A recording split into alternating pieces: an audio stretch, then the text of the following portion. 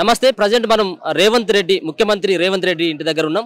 ఏదైతే గురుకుల అభ్యర్థులు ఎవరైతే ఉన్నారో వాళ్ళ అభ్యర్థులకు అంతా అన్యాయం చేస్తుంది. 9210 పోస్టులని ఖాళీలని భర్తీ చేస్తున్నామని చెప్పినప్పటికీ కేవలం 5000 6000 పోస్టులు మాత్రమే భర్తీ చేసి వాళ్ళకి అన్యాయం చేస్తుందని చెప్పేసి వాళ్ళందరూ రేవంత్ రెడ్డి యొక్క ఇంటిని ముట్టడించేందుకైతే వస్తున్నటువంటి పరిస్థితి కూడా చూసుకోవచ్చు. రాష్ట్ర ప్రభుత్వం గురుకుల ఉపాధ్యాయుల భర్తీలో మరి డిసెండింగ్ ఆర్డర్ని పాటిస్తూ నియామకాలను పూర్తి చేయాలి, ఖాళీలను భర్తీ చేయాలంటూ వాళ్ళు పెద్ద ఎత్తున రేవంత్ యొక్క ఇంటికి ముట్టడికి అయితే పిలుపునివ్వడం జరిగింది. అంతేకాకుండా కోర్టు ఆర్డర్ ఉన్నప్పటికీ కూడా ఇక్కడ రాష్ట్రంలో ఉన్నటువంటి మంత్రులు కానీ ముఖ్యమంత్రి ఎక్కడ కూడా స్పందించట్లేదు. మేము ధర్నాలు చేసినప్పటికీ కూడా ఎక్కడ కూడా స్పందించట్లేదు. మాకు అన్యాయం జరుగుతూ ఉంది. వీటికి సంబంధించినటువంటి మిగిలినటువంటి పోస్టులన్నీ బ్యాక్లాగ్ పెట్టడం ద్వారా సుమారుగా 4000 మందివి మేము అన్యాయం అయిపోతా ఉన్నాం. కేవలం 9210 పోస్టులు వేసినప్పటికీ ఫిల్ చేసినటువంటి పోస్టులు 5000 లేకపోతే 6000 పోస్టులు మాత్రమే ఫిల్ చేయడం జరిగింది. మిగతా ఉన్నటువంటి పోస్టులను సైతం కూడా బ్యాక్లాగ్ లేకుండా పూర్తి స్థాయిలో వీటన్నిటి కూడా పూర్తి చేయాలని చెప్పేసి వాళ్ళు కోరుతూ ముఖ్యమంత్రి రేవంత్ ఇంటి దగ్గరికి అయితే వచ్చినటువంటి పరిస్థితి. వాళ్ళకి ఇప్పటికైతే అపాయింట్మెంట్ లేదు. అపాయింట్మెంట్ ఇచ్చి వాళ్ళకు న్యాయం చేయాలని చెప్పేసి అయితే వాళ్ళైతే కోరుకుంటారు. వాళ్ళతో కాసేపు మాట్లాడేటువంటి ప్రయత్నం అయితే చేద్దాం. వాళ్ళు దేనికోసం రావడం జరిగింది. ఇప్పటికే చాలా రోజుల నుంచి వాళ్ళు ధర్నాలు చేస్తూ ఉన్నారు. మరో పక్కన అక్కడ ఉన్నటువంటి గురుకుల బోర్డును కూడా ముట్టడించినటువంటి పరిస్థితి కూడా చూసుకోవచ్చు. ఈ రోజు నేరుగా ముఖ్యమంత్రి రేవంత్ రెడ్డి ఇంటి దగ్గరికి వచ్చి వాళ్ళ యొక్క నిరసన కార్యక్రమాన్ని చేపడతా ఉన్నారు. వాళ్ళతో మాట్లాడేటువంటి ప్రయత్నం కూడా చేద్దాం. ఏంటి ఏం ప్రాబ్లం? 1:2 చేశారు కదా, అంతేగాని మొత్తం ఫిల్ చేయమని మొత్తం ఎన్ని పోస్టులు ఉన్నాయో అన్ని బ్యాక్లాగ్స్ లేకుండా మనకి మొత్తం పోస్టులన్నీ నింపాలని మేము అనుకుంటున్నామండి.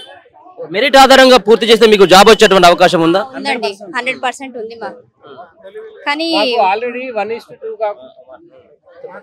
1:2లో ఉంచి కూడా మాకు ఇట్లా అర్హత ఉన్నా కూడా మాకు చేస్తారు. ఎందుకు ఇట్లా ఒక్కొక్కరికి ఒక 2, 3, 4 జాబ్స్ వచ్చినాయి కదా, వాళ్ళు రీలిక్విష్మెంట్ ఇస్తే మాకు అవకాశం ఉంటుంది కదా నెక్స్ట్ మెరిట్ ఉన్న వాళ్ళకి. అందుకే అది ఇస్తే మాకు కూడా నిరుద్యోగం అనేది ఉండకుండా ఉంటది కదండి. మేము కూడా ఇన్నేళ్ళు కష్టపడి చదివి కూడా మళ్ళీ చదవాలంటే చాలా కష్టం. మళ్ళీ ఇంకోసారి రీకండక్ట్ ఎగ్జామ్ చేసే వరకు కూడా మాకు ఏజ్ లిమిట్ ఉండదు. అందుకని చాలా టైం పడుతుంది. మళ్ళీ చదవాలన్నా మాకు చాలా ఇబ్బంది అవుతుంది కదా. అందుకే సీఎం గారు కొంచెం చూసి మాకు కూడా ఏదన్నా చూడాలని, అది మొత్తం అవి అన్ని పోస్టులన్నీ ఫిల్ చేస్తే మాకు కూడా సంతృప్తి ఉంటుంది. ఇట్లా గొడవలు కూడా మేము చేయం కదండి. టీచర్స్ ఆ విధంగా చేయకూడదు కదా, శాంతియుతంగానే చేస్తున్నాం. ఇప్పుడు 9210 పోస్టులు ఇప్పటి వరకు ఎన్ని పోస్టులు భర్తీ చేయడం జరిగింది? ఎన్ని పోస్టులు మిగిలి ఉన్నాయి? 6000 చేసినాము అని చెప్తా ఉన్నారు. కానీ 6000 కూడా ఇంకా కాలేవండి, అయితా ఉన్నాయి. జస్ట్ ఇప్పుడు ఏంటంటే లైబ్రేరియన్ పోస్టులకు మాత్రమే పిలిచారు. మిగతా అన్ని సొసైటీల వాళ్ళకి పిలిచి చేయాలి. అది అయ్యే దానికంటే ముందే ఈ డిసెండింగ్ ఆర్డర్ ఇస్తే వాళ్ళకి ఏంటంటే వచ్చిన వాళ్ళకి కనీసం 4 పోస్టులు వచ్చాయి. ఈ 4 పోస్టులలో వాళ్ళు మిగతా 3 పోస్టులు వద్దు, ఒక పోస్టు మేము తీసుకుంటాము, నెక్స్ట్ డౌన్ మెరిట్ లిస్ట్ ఉన్న వాళ్ళకి ఛాన్స్ ఇస్తే మళ్ళీ ఈ ఎగ్జామ్ పెట్టడము ఇదంతా చేయడము గవర్నమెంట్ కు కూడా బర్డనే. మాలాంటి నిరుద్యోగులకు నెక్స్ట్ అవకాశం ఇచ్చినట్టు ఉంటది. ఈ బేసిక్ థింగ్ కోర్టుకు అర్థమైంది, కానీ మన ముఖ్యమంత్రి గారికి వివిధ మంత్రులకు అర్థమైతలేదు. ఎన్నిసార్లు చెప్పినా కానీ రిప్రజెంట్ చేస్తా ఉన్నాము, బోర్డుకి రిప్రజెంట్ చేస్తా ఉన్నాము. ఇప్పుడు ముఖ్యమంత్రి ఇంటి దగ్గర వచ్చాము, పొన్నం ప్రభాకర్ ఇంటి దగ్గర వెళ్ళాము, ప్రతి ఒక్కరి దగ్గర వెళ్తా ఉన్నాము. కానీ మా సమస్యకు పరిష్కారం దొరకట్లేదు. ఒక్కసారి ఈ ఒక్క పరిష్కారం దొరికిందనుకోండి, మిగతా 4000 మంది డైరెక్ట్గా జాబ్ వెళ్ళిపోవచ్చు. ఏదైతే 9000 మందిలో 5000 వరకు మనకు జాబులు ఉన్నాయి కదా, ఇప్పుడు డబల్ జాబులు వచ్చిన వాళ్ళు ఇప్పుడు 4000 మంది ఏదైతే ఉన్నారో వాళ్ళు నెక్స్ట్ మెరిట్ లిస్ట్ లో వచ్చేస్తారు. కావాలంటే ఈ కోర్టు ఆర్డర్ ఒకసారి చూడండి, ఇంటరీమ్ ఆర్డర్ చూడండి. ఇంటరీమ్ ఆర్డర్ కోర్టు ఇచ్చిన తర్వాత కూడా ఇంకా ఫిల్ చేయలేదంటే ఏందండి ఈ గోస అవసరం? చిన్న పిల్లలు పెట్టుకొని వీళ్ళంతా దూరం నుంచి వస్తా ఉన్నారు, ఊర్లో నుంచి, ఖమ్మం నుంచి, ఆదిలాబాద్ నుంచి వాళ్ళు రాత్రులు కష్టపడి ఇడికి వచ్చి సింపుల్గా గవర్నమెంట్ కొద్దిగా స్పందించి 2 నిమిషాలు నిరుద్యోగుల కోసం, పిల్లల భవిత కోసం ఈ పని చేస్తే చాలా బాగుంటది. మీరు గతంలో గురుకుల బోర్డును కూడా ముట్టడించడం జరిగింది, ధర్నా చౌక్లో ధర్నా కూడా చేయడం జరిగింది. ఎక్కడ కూడా ఎవరు కూడా స్పందించలేదు. రేవంత్ రెడ్డి ఇంటిని ముట్టడిస్తే పరిష్కారం అవుతుంది అనుకుంటా ఉన్నారు. పరిష్కారం కావాలండి మాకు ఇంకా వేరే దారి లేదు. ఏం చేస్తారు చెప్పండి? ఇప్పుడు 44 వయసు ఉంది నాది. 44 వయసులో ఎవరిస్తారు చెప్పండి? ఈ టైంలో మాకు వేరే దారి లేదు. మాకు వేరే గవర్నమెంట్ జాబ్ చూపించాలి. జాబ్ చూపించకపోతే ఇప్పుడు కాంపిటీషన్ పెట్టింది, కాంపిటీషన్లో డౌన్ మెరిట్లో ఉన్నాం మేము.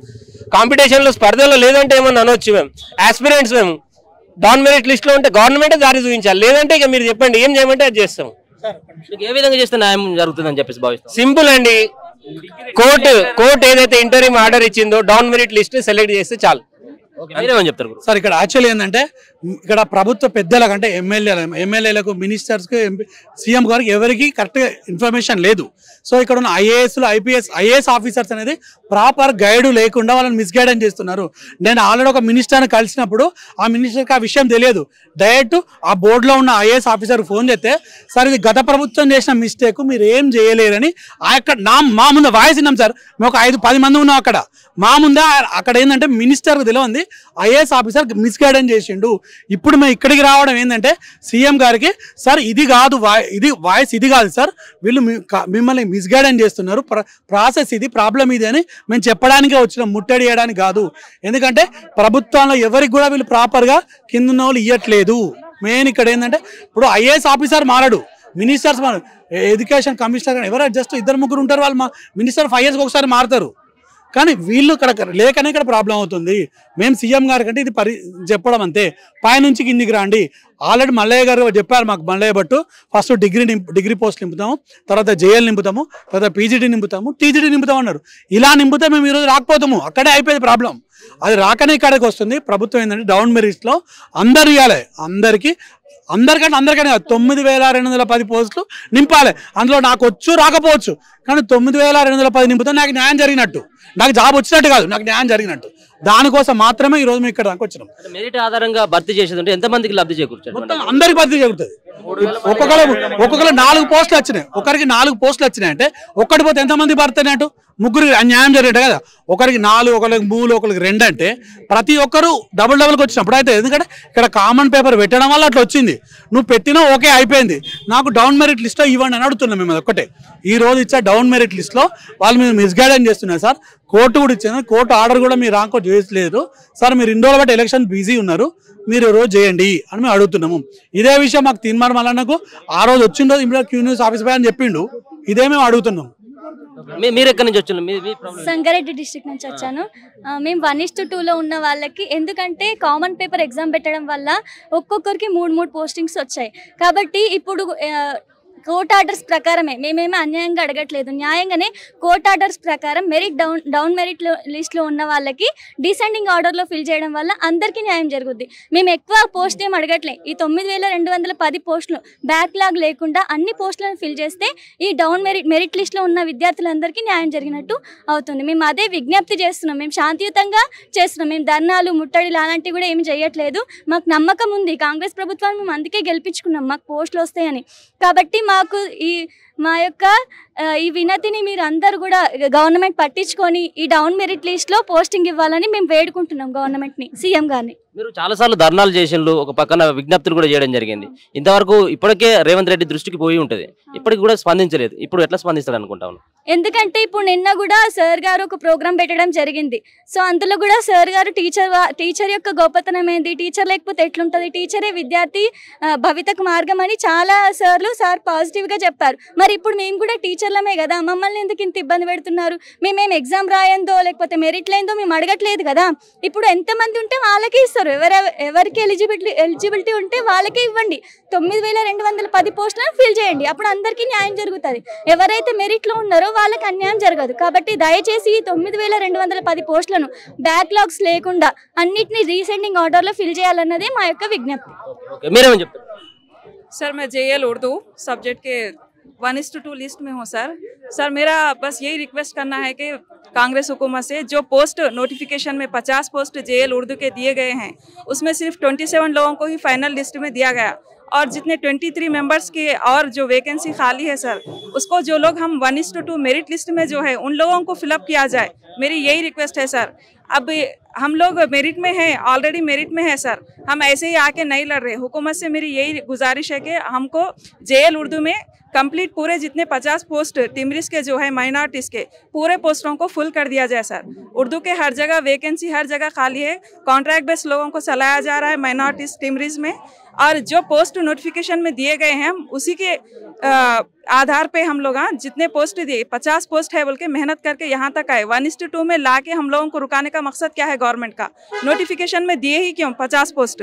27 मेंबर्स को ही अगर गवर्नमेंट एम्प्लॉय करना था तो 27 पोस्ट ही देना था। 50 पोस्ट दिए बोल के हम लोग सब इतने ज़्यादा पोस्ट है बोल के मेहनत करें सर। अब हमको 1:2 में ला के रुका के सिर्फ आधे ही पोस्ट भर्ती करके आधे पोस्ट को रुका के रखने का मकसद क्या है? हम लोग अब इधर भी नहीं उधर भी नहीं किधर भी नहीं जैसा हो गई हमारी ज़िंदगी सर। हम दूसरे एग्जाम्स को भी प्रिपेयर नहीं हो पा रहे। दूसरे एग्जाम्स में डीएससी में तो बिल्कुल ही पोस्ट ही नहीं है। अब जितनी मेहनत हम करके आए सर, ऑलरेडी हम मेरिट में है, 1:2 में है। जितने लोग 1:2 में है सर, उन्हीं को मेरिट लिस्ट में जो लोग हैं उनको लेके बाकी जो भी पोस्ट खाली है, जेएल उर्दू ही बोल के नहीं, हर सब्जेक्ट में सर जो 9210 पोस्ट का नोटिफिकेशन दिया गया वो सारे पोस्ट कंप्लीट फिलअप करे तो कोई इशू नहीं रहता सर। हम लोग कोई हुकूमत को परेशान करने के लिए नहीं आए, हुकूमत ही हम लोगों को परेशान कर रही।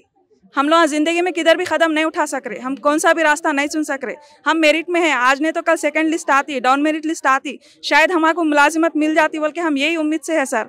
तो ये जो भी है सर, हमको अगर जल्द से जल्द हम लोगों को मिल गया तो बहुत अच्छा रहता। अभी बहुत सारे गुरुकुलास खोल रहे, टिमरीज के, माइनॉरिटीज़ के बहुत सारे स्कूल्स खोल रहे, वहाँ पे सारे कॉन्ट्रैक्ट बेस को लेके चलाना था। तो नोटिफिकेशन में इतने पोस्ट दिए क्यों? 4000 पोस्ट का नोटिफिकेशन देना था। तो इतने सारे लोग लिखते भी नहीं थे, जो टॉपर्स है वो लोगों को ही आता होगा बल्कि खामोश बैठ जाते थे। हम पीछे रहने वाले भी, हमको भी इतने सारे पोस्ट है, जेएल उर्दू में 50 पोस्ट है, हम लोगों को भी आता बोल के उम्मीद से सर 6-6 महीने कोचिंग लिए, हम लोग पैसे खर्चा करे, कोचिंग लिए, बच्चों को फैमिली को दूर रह के कोचिंग लिए।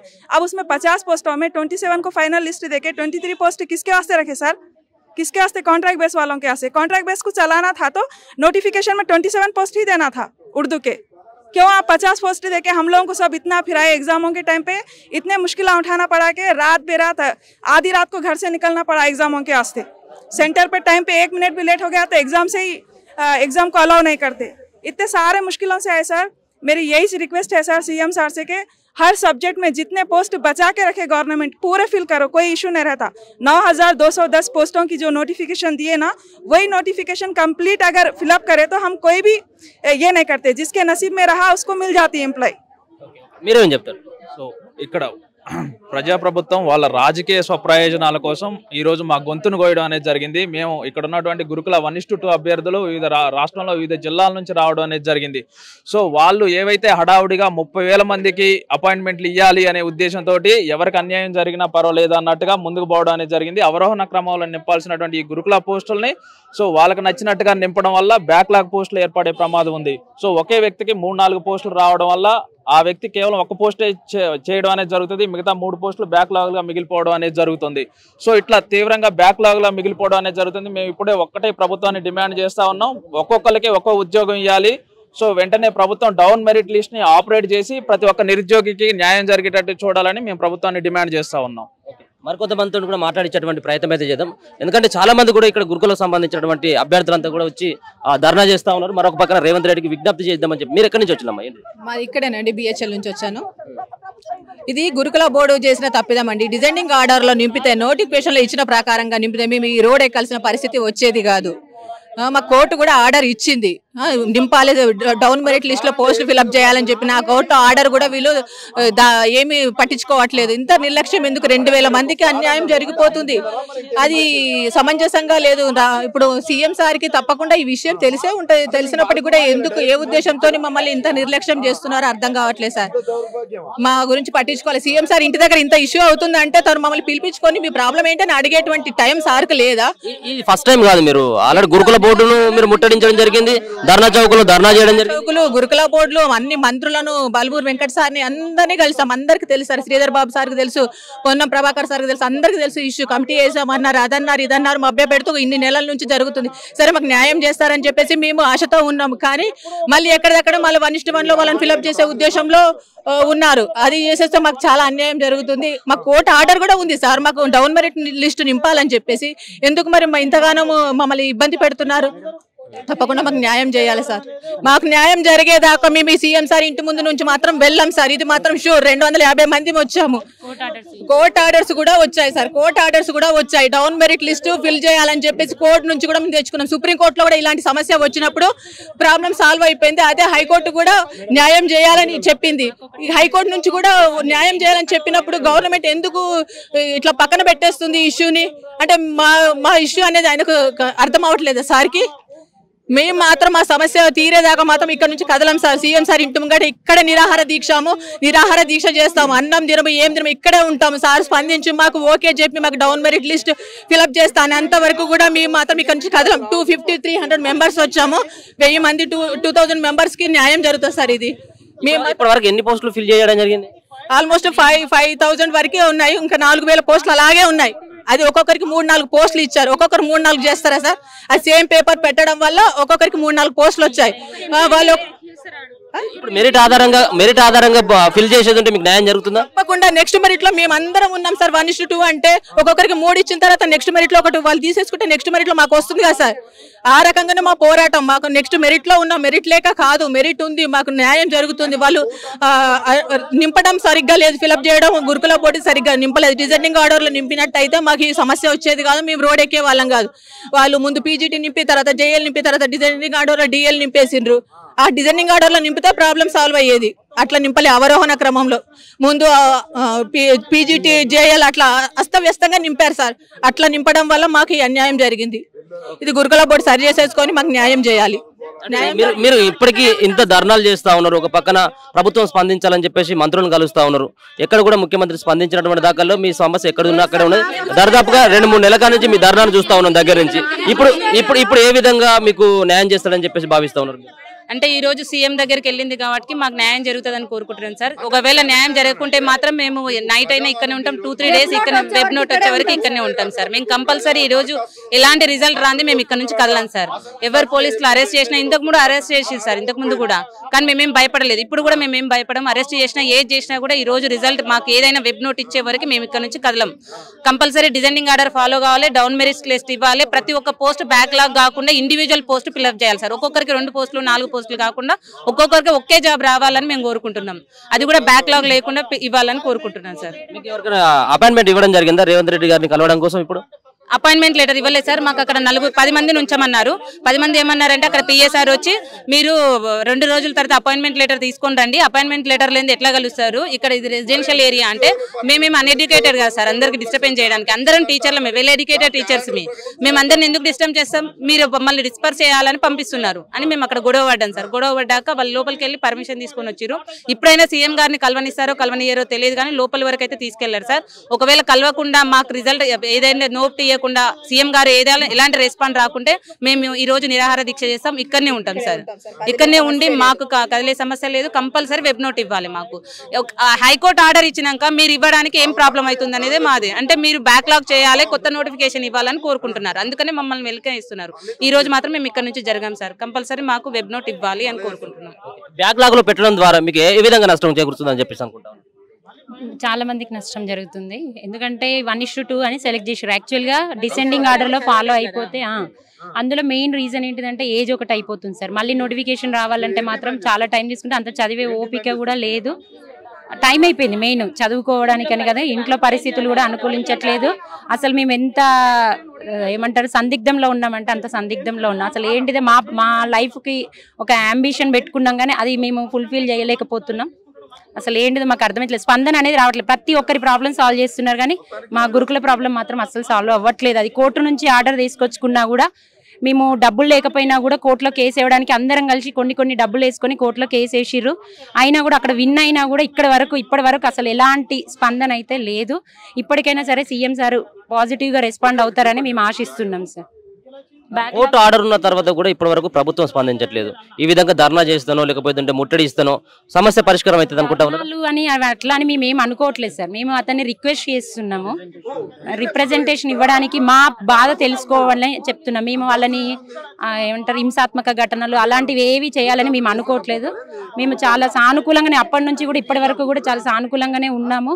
కాకపోతే ప్రతిస్పందించాలని మేము కోరుకుంటున్నాం సార్, వేడుకుంటున్నాం. దాదాపు 3,000 ఫ్యామిలీస్ వెలుగు నింపుతారు సార్. ఖచ్చితంగా మద్దతుగా ఉన్నటువంటి ఉపాధ్యాయ సంఘాలు కానీ విద్యార్థి సంఘాలు ఎవరు లేరు దగ్గరికి వెళ్ళలేదు సార్. మామూలుగా ప్రతి ఒక్క మినిస్టర్ని మాత్రం కలిసాము, రిప్రజెంటేటివ్ చేస్తే ఎలక్షన్ కోడ్ ఉందనడం వల్ల ఆపేసిర్రు. ఎలక్షన్ కోడ్ అయిపోగానే June 12గా మళ్ళీ 1:1 ఉన్న వాళ్ళకి పోస్టింగ్ ఇస్తున్నారు. మళ్ళీ మేము దాంతో ఇష్యూ మళ్ళీ రేజ్ అవుతుంది. మేము ఇప్పటి వరకు కూడా June 12 అవుతుంది, June 12 వస్తుంది, మళ్ళీ ఎక్కడ కాకుండా అయిపోతున్నాం సార్. మేము ఇప్పటికి 2 years నుంచి ఇంట్లోనే ఉంటున్నాము. మాకైతే చాలా ఇబ్బంది అవుతుంది.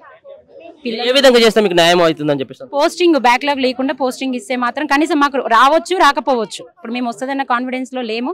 1:2లో మెరిట్ లో ఉన్న వాళ్ళందరము వచ్చినాం. అందులో ఒక 80% అయితే సక్సెస్ అవుతారు సార్ ఖచ్చితంగా. మీరేమని చెప్తారమ్మా?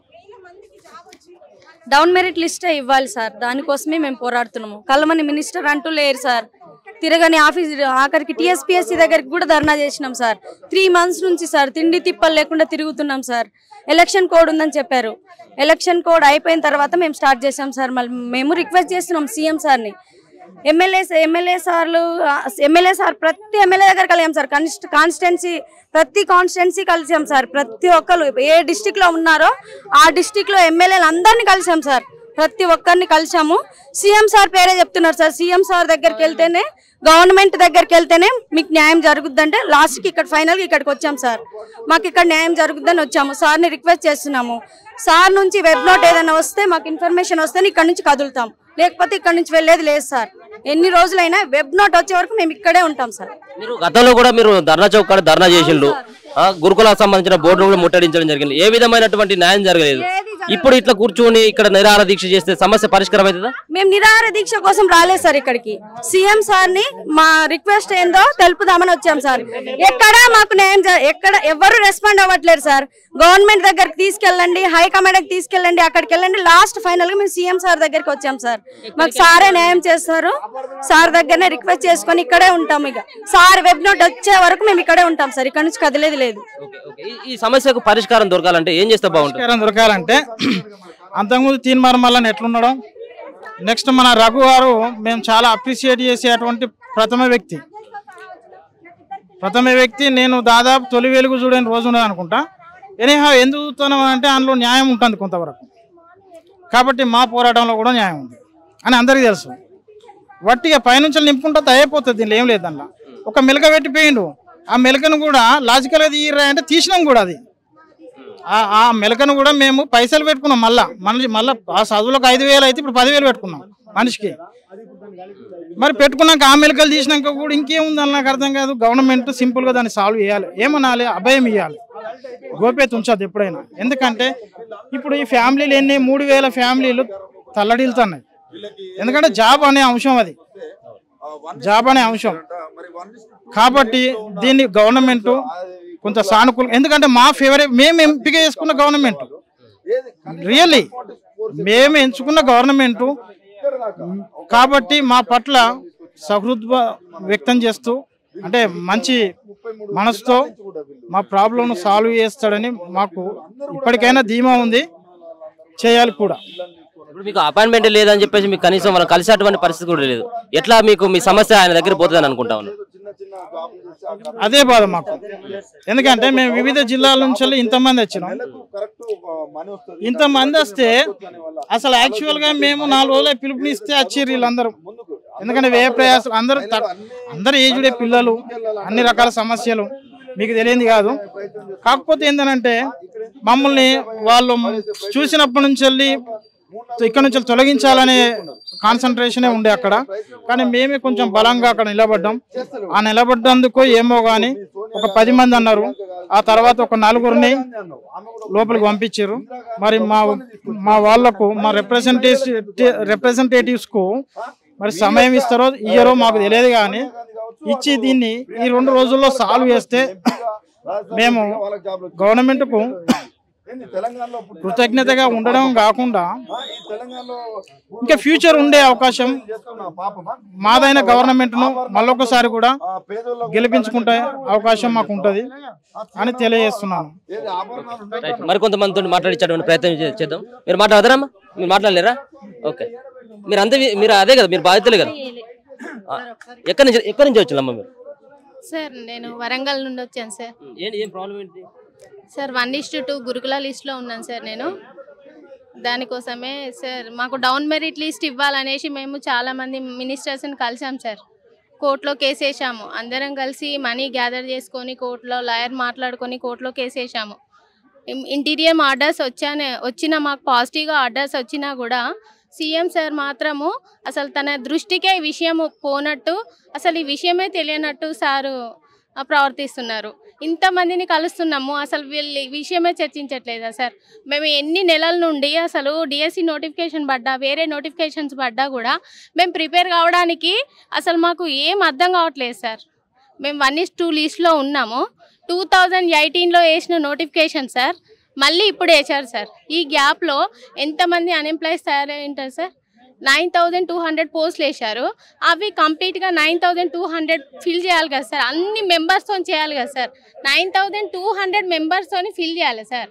కానీ ఇక్కడ వీళ్ళు జస్ట్ కామన్ పేపర్ తీసుకొని డిఎల్కి ఫీ కట్టించుకున్నారు సార్, జేఎల్కి ఫీ కట్టించుకున్నారు, పీజీటీకి ఫీ కట్టించుకున్నారు, టీజీటీకి ఫీ కట్టించుకున్నారు. కానీ పేపర్ మాత్రం కామన్ పెట్టి ఒక్కొక్క క్యాండిడేట్ 3 ఉద్యోగాలు సాధించేటట్టు, 2 ఉద్యోగాలు సాధించేటట్టు అలా జరిగింది సార్ కామన్ పేపర్ వల్ల.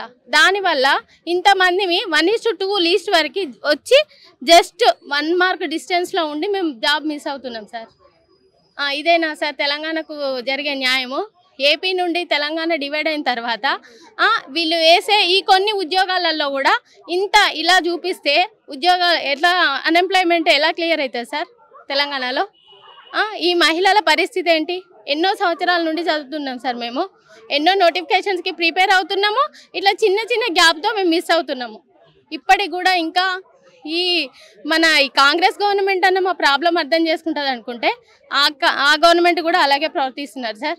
అందుకనే ఇప్పుడు ఎట్లయినా మా 1:2 లీస్ట్ అభ్యర్థులకు డౌన్ మెరిట్ లిస్ట్ ఇచ్చి న్యాయం జరిపించాలి. మేము మాత్రం ఇక్కడే ఉంటాం సార్. సారు మాకు వెబ్ నోట్ ఇచ్చే వరకు మేము ఇక్కడే ఉంటాం. చెప్పండి అమ్మా, ఎందుకోసం వచ్చింది ఇక్కడికి? యాక్చువల్గా మేము వరంగల్ నుంచి వచ్చినాం సార్. ఇది ఒక్కసారి కాదు, ఎన్నోసార్లు తిరుగుతూనే ఉన్నాం. మేము గురుకుల ఎగ్జామ్ రాసినప్పటి నుంచి రిజల్ట్ కోసం వెయిట్ చేసి ఆ రిజల్ట్ ఇచ్చిన తర్వాత మళ్ళీ 1:2 రేషియో అని చెప్పేసి 1:1 రేషియో అని ఇన్ని రకాలుగా మమ్మల్ని చాలా చాలా ఇబ్బంది పెడుతున్నారు. ఏదైనా ప్రాపర్గా వెళ్తే మీన్స్ డిసెండింగ్ ఆర్డర్లో వెళ్తే కనుక ఇంతమందిని బాధపడకపోతుంటే, ఇంతమందికి అన్యాయం జరగకపోతుండే. ఇప్పుడు దాదాపు ఒకవేళ డౌన్ మెరిట్ లిస్ట్ కనుక ఇచ్చి రీఇన్వెస్ట్మెంట్ ఇస్తే మాకు ఒక 2,000 మందికి ఉద్యోగాలు వచ్చే అవకాశం ఉన్నది. ఆ అవకాశాన్ని మేము ఎందుకు మిస్ చేసుకోవాలి? మేమేం అన్యాయం చేసినాం? పిల్లల్ని వదిలేసి హాస్టళ్ళల్లో ఉండి చదువుకొని అన్నీ వదిలిపెట్టి జాబ్ కోసమే చదువుకుంటున్నాం, ఇంకే ఆలోచన లేకుండా ఉన్నాం. అట్లాంటిది మాకు తీరా నోటికాడికి వచ్చిన అన్నంని లాక్కున్నట్టున్నది సార్. మీకు ఏ విధంగా న్యాయం చేస్తే బాగుంటుంది అనుకుంటారు? మీకు న్యాయం జరుగుతుంది అనుకుంటా ఉన్నారు? డౌన్ మెరిట్ లిస్ట్ ఇవ్వాలి, మాకు రీఇన్వెస్ట్మెంట్ అమలు పరచాలి. హైకోర్టు నుంచి మేము ఆర్డర్ తెచ్చుకున్నాం. ఆ ఆర్డర్ని మాకు అందరికీ ఇంప్లిమెంట్ చేయాలి. అదే మా కోరిక అందరికీ. నమ్మకం ఉందా? ఈ రోజు ఇక్కడికి రావడం జరిగింది ముఖ్యమంత్రి ఇంటి దగ్గరికి, నమ్మకం ఉందా ఆయన కలుస్తాడు, మీకు న్యాయం చేస్తాడు? నమ్మకం ఉందనే ఇక్కడ వరకు వచ్చినాం సార్. అందరి సమస్యలను తీరుస్తున్నాడు కాబట్టి మా సమస్యను కూడా తీరుస్తారు అన్న నమ్మకంతో మేము ఇక్కడ దాకా వచ్చినాము. మమ్మల్ని కాదనరన్న ఉద్దేశంతో ఇక్కడ వరకు వచ్చినాం. కానీ ఇక్కడ వరకు వచ్చిన తర్వాత మేము 6 గంటలకు వచ్చినాం సార్.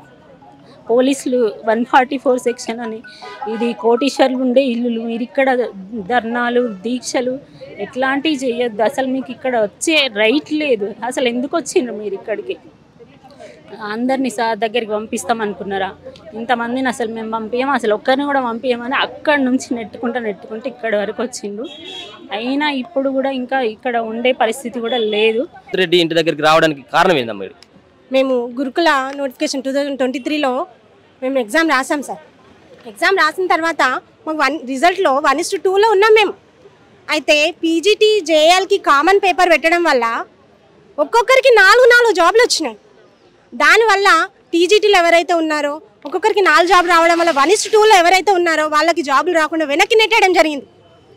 అదే డిసెండింగ్ ఆర్డర్ని ఫాలో అయితే, అంటే ఫస్ట్ డిఎల్ సెలక్షన్ ప్రాసెస్ అనేది డిఎల్ని కాలేజెస్లో ఫస్ట్ ఫిలప్ చేయాలి సార్. ఇప్పుడు డిఎల్ని ఫిలప్ చేసి జేఎల్ని ఫిలప్ చేసి పీజీటీ ఫిలప్ చేస్తే టీజీటీ కూడా ఉన్న వాళ్ళు చాలామంది ఉంటారు కదా, వాళ్ళకు కూడా జాబ్లు వచ్చేసి ఇప్పుడు 2,000-3,000 మంది కన్నా ఎక్కువ రోడ్డున పడే అవకాశం ఉంది. ఒక్కొక్కరికి 4 జాబ్లు వస్తే 4 ఎలా చేయగలుగుతారు సార్?